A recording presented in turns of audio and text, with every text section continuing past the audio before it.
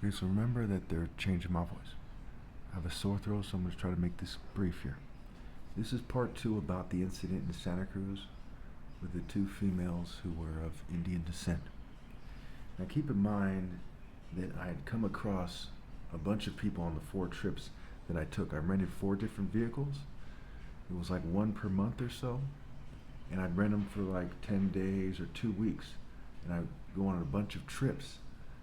And I would be fumed heavily on these trips in all the rental cars in various places that I went. It's like I get fumed in my house and so on and so forth. And I'm pretty sure of all the trips, the only females who were Indian that I tried to talk to were in Santa Cruz, and there was 2 of them. And I made a habit of, making videos about religious topics, the Bible, what have you. I went through the whole book of Proverbs over time in Santa Cruz. I went over Psalms and some other stuff as well. And so I'm at Westcliff when I see them both, right at Westcliff, which is a region in Santa Cruz, part of Santa Cruz is by the Santa Cruz Beach Boardwalk.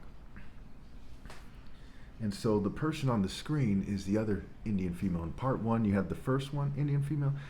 Both of them didn't want to stop to talk to me. The one in the first video said that she's on a tight schedule. The one in the second video was one of the most peculiar people that I came across the whole time in all the trips. Okay, so I'm making the video at Westcliff, and I'm, almost certainly reading from my notes, and I'm explaining the Bible to people, something like that was occurring.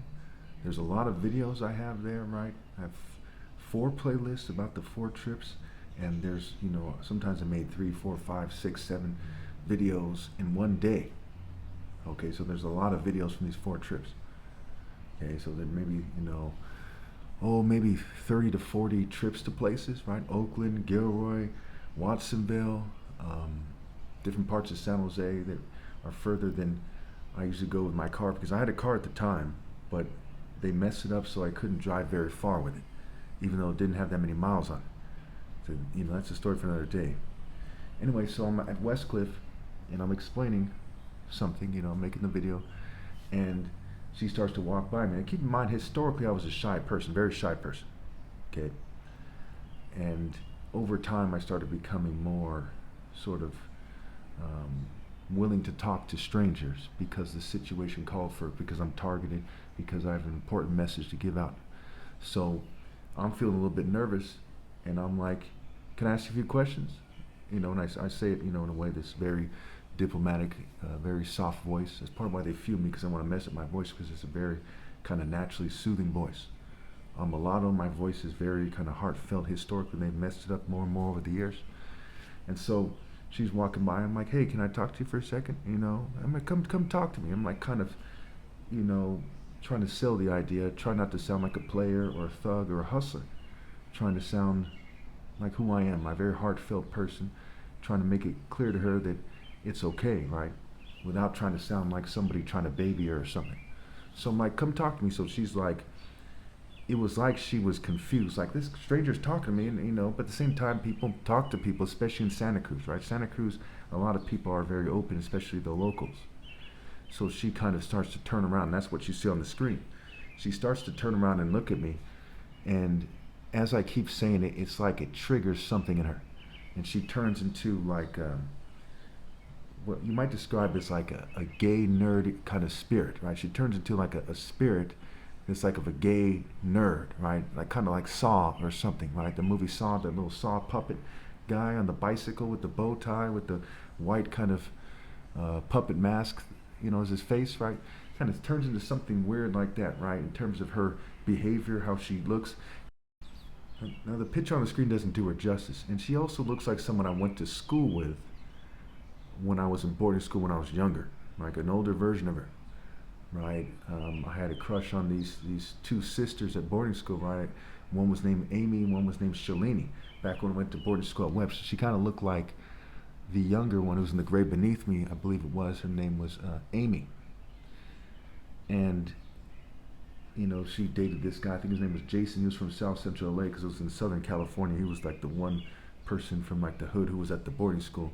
I don't want to take too long explaining this part of the story, because it's just kind of there's connections here, and they tend to build on them in this case. When they're targeting me, when they're kind of doing these things, I'll just describe it as a case. So anyway, so she kind of, her demeanor, right, the way she behaves, her behavior changes, right, and so she starts veering to the left toward the cliff area, and she kind of walks out there, and she's acting like a weird nerdy person, right? So she looks like, when she's walking by, she looks like kind of a regular person. She's a touch nerdy, but it's kind of very, not too nerdy at all, right? But then she turned into like her behavior just changed, and it's like her facial expression, it was far away, I could tell that it drastically changed, and she's being like sarcastic and weird and nerdy. It's hard to explain. It's kind of like Ronald McDonald or something, but there's something else there, right? It's this weird kind of possessed way about him. Now, I'm not saying she was demon possessed, okay, but I'm saying that it has something to do with cults, that's for sure. And so she kind of turns back and looks at me, and she looks at the water, and she looks at it, and she's acting weird. Now, for whatever reason, these cult people, it's a good explanation. It's like the Honey Nut Cheerios bee. That's how she was acting, like the Honey Nut Cheerios bee, a weird kind of way, right? So she kind of turns and looks at me, right? And I'm thinking, well, she's trying to talk to me, but she's like trying to talk to me in code, like she's not allowed to talk to me. And I'm like, man, this sucks, right? Because on all those trips, I wasn't able to kind of get any female's number and kind of get to know them, even though when I'm asking them questions, I must have tried to talk to maybe 10 different females, okay? And you might think, oh, why didn't you try all the time, every day? Well, partly because I kept going back to Westcliff, and I can't just be there all the time as a tall black guy in Santa Cruz, right? Talking to every hot chick that passed by. Hey, how you doing? Can I ask you a question? So I had to kind of play it smart, right? I had to be strategic. So, as you can imagine, I have a good head on my shoulders. I have a good understanding of society. Those trips, maybe I was 42 years old. I'm 44 now. Maybe I turned, maybe I just turned 43 actually. It was like 2024, so I just turned 43. Okay. And I'm going to turn 45 later this year. So I'm an older person. I still am attracted to females in their 20s and 30s, right? I look young for my age, okay? And so she probably was 25 or so. And so you might say it was a little bit weird, but because I look young for my age, because I'm very perceptive and astute, I'm able to sort of make my romantic pitch subtly and kind of feel out the situation. And as I'm a very analytical person, a very analytical mind, I could tell definitely there was something up there, and she was trying to communicate something to me. Now, keep in mind, when I was in Santa Cruz, I was making a video about scripture that had to do with punishment. I made that video. It's one of the most damning things in this whole situation, where I said, I don't remember what it was. I have a video about this, but it had something to do with the wharf there that stretches out into the ocean, okay? And what had happened was, after that, it got hit by a wave, and part of it crashed down, and I made a video that connects to that.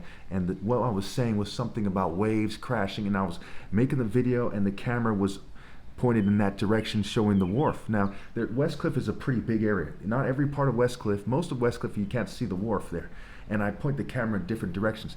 So when you do the math, you think about it in terms of probability and statistics, you see that it was not a coincidence. Okay, this is definitely centered in me. And for whatever reason, they dropped me little hints in a way that I couldn't possibly put together what they're getting at until after the fact, right? And then that eventually led to the 5-year-old kid who was killed in Laguna, Lay Gun A Beach, right? Lay Gun A. They try to connect it to the military-industrial complex. And the 2 Indian females, right? Well, one of them's name was Harshita, and you can